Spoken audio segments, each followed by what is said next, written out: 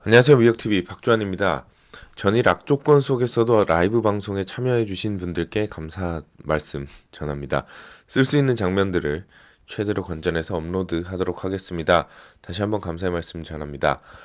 전일 한국 시장 외국인 매수세에 힘입어 상승하는 모습을 보여줬습니다. 미국 시장의 상승과 더불어 이틀간 상승하는 모습을 보여줬습니다. 코스피 시장에서 외국인이 2,770억 매수했고요. 기관이 1,533억을 매도했습니다. 코스닥 시장에서 외국인이 66억, 기관이 339억을 매도하면서 시장을 마감했고요. 그에 따라서 코스피 지수는 2177.18포인트로 마감했습니다. 0.41% 올랐고요. 코스닥 지수는 0.37% 상승한 739.57포인트로 마감했습니다. 환율은 2원 8전 상승한 1136.50원으로 마감했고요.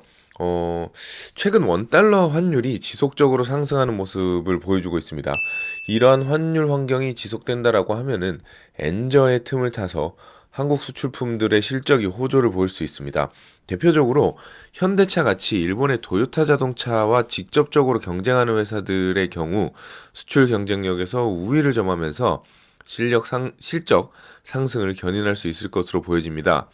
뿐만 아니라 현대차는 지난 분기 사상 최악의 실적을 기록하면서 10만 원이 무너진 기록도 있기 때문에 기저 효과를 기대해 볼 만한 구간이라고 판단됩니다. 뿐만 아니라 여기에 최근에 출시된 소나타라든지 팔리세이드의 신차 효과만 잘 세일즈가 이루어진다라고 하면은 현대차 이번 분기 이후부터 저점을 통과할 가능성이 굉장히 높아 보입니다. 전일 한국 시장에서 눈에 띄는 움직임을 보여줬던 회사는 삼성바이오로직스, 셀트리온과 같은 대형 제약주들이었습니다. 삼성바이오로직스는 위탁 생산 계약 체결 소식으로, 셀트리온은 미국 임상 신청 소식에 상승했습니다. 결국 수많은 인재들이 일하고 있는 한국의 제약바이오 시장은 어떤 노이즈가 있건 계속해서 발전하고 있다고 생각을 합니다. 여전히 한국의 미래 먹거리 중 하나인 제약바이오, 유한한 자원의 나라에서 모든 산업이 고루 발전할 수 없다면 북유럽의 여느 나라들처럼 선택과 집중을 통한 산업 육성이 필요하지 않나 생각합니다. 늘 이런 부분에서 아쉬웠던 점이 정부와 정책에 따라 어떤 시기는 바이오를 키운다 그랬다가 어떤 시기에는 ICT, 어떤 시기에는 IT, 등등 최근에 청년 농업 육성 이런 이야기들이 굉장히 좀 혼란스럽게 하는데요. 그 정책의 일관성이 좀 아쉬운 부분입니다. 여전히 선택과 집중이 필요한 시기다라고 생각을 합니다. 미국 시장 이야기를 해보겠습니다. 미국 시장 연이틀간의 가파른 상승세 이후에 잠시 쉬어가는 모습을 보여줬습니다.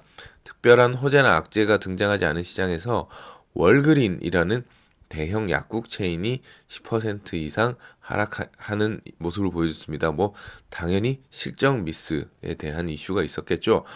이 월그린 때문에 다우존스 지수가 하락을 했고요. 상무부가 발표한 내구재 주문 지수가 전월 대비 1.6% 감소하면서 다시금 투자 심리를 조금 위축시키는 모습을 보여줬습니다만 2월 같은 경우에는 사실 겨울이고 그러다 보니까 건설이라든지 자동차 판매라든지 이런 것들이 사실 주춤하긴 합니다. 그래서 시장에서도 특별하게 큰 악재로 받아들였다기보다는 그냥 투심이 조금 약화되는 영향 정도를 미친 것 같습니다. S&P 그리고 나스닥 지수 모두 신고가를 바라보고 있는 시장에서 늘 나오는 것이 바로 밸류에이션 논란입니다. 수많은 자산운용사 대표들이 인터뷰를 통해서 부담스러운 밸류에이션이다라는 이야기를 굉장히 많이 하고 있습니다. 이 말인즉슨 경기는 좋을 것도 같고 아니면 물론 안 좋을 수 있겠지만 또는 꺾이지 않을 수 있다까지 한정을 지어놓고 하지만 그럼에도 불구하고 지금 주식을 사기에는 부담스럽다라는 이야기를 하는 것인데요. 신고가 부근에 늘 나왔던 이슈로 시장의 건전한 조정을 불러다 줄 가능성이 많습니다. 하지만 이러한 조정은 시장 전반의 하락으로 이어지지는 않습니다. 그렇다면 우리는 이를 통해서 시장 진입의 기회로 삼아야 되겠죠. 3일째 드리는 리프트 소식입니다. 이제 급등락을 마치고 안정화되는 모습인데요. 25조 원 가량의 시가총액을 인정받고 있는 모습입니다. 아직까지는 적자를 기록하고 있는 회사치고는 굉장한 덩치로 보여집니다. 리프트의 상장이 제가 약간 겹치는 게 페이스북이 처음으로 SNS라는 타이틀을 달고 상장을 했을 때와 비슷한 모습을 보여준다라는 게 굉장히 좀 옛날 생각이 나는 대목인데요. 지금 현재 페이스북의 시가총액은 500조가 넘죠. 그리고 이 페이스북이라는 회사는 이제 새로운 버전의 SNS 시대를 준비하고 있는 듯 합니다. 어엿한 미디어와 그 소통 창구로서 자리를 잡았고요. 이 세대를 준비하고 있는 페이스북은 전일 이러한 기대감과 정부 규제 해소, 인스타그램 결제를 통한 쇼핑 매출 증대 기대감 등의 각종 호재가 겹쳐서 3.26% 상승하며 마무리했습니다. 리프트, 우버, 에어비앤비도 지금은 다소 생소할 수 있지만 페이스북이나 여타 SNS 매체처럼 우리의 생활에 큰 기여를 하는 플랫폼으로 자리 잡지 않을까 생각을 하게 되는 요즘입니다. 만약에 제가 20년 전에 출근 해요마요를 했다라고 하면 석유, 조선, 전 세계 물동량, 발틱 해운 지수 등에 대해서 매일매일 이야기를 했을 테죠. 집에서 그리고 모뎀에서 하나로 광통신 ADSL을 깔았어요라고 자랑을 하면서 이야기를 했을 텐데 시대가 이렇게 빨리 변화하면서 주축 산업 또한 이렇게 바뀌어 가고 있다라는 생각이 문득 드는 요즘입니다. 늘 변화에 좀 민감하게 반응을 해야 되지 않나 생각이 됩니다.